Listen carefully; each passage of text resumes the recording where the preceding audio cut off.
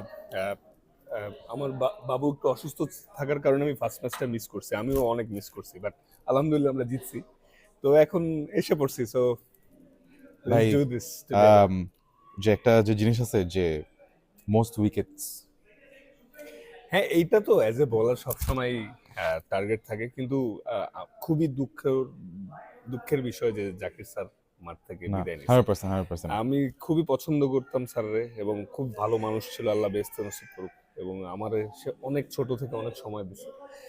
তো আহ, চাবো যে আল্লাহ সবকিছু সহজ করুক, আর আল্লাহ তাকে ইনশাল্লাহ বেস্ট নসিব নসিব করুক। চ্যাম্পিয়ন হওয়ার জন্য আমরা রেডি।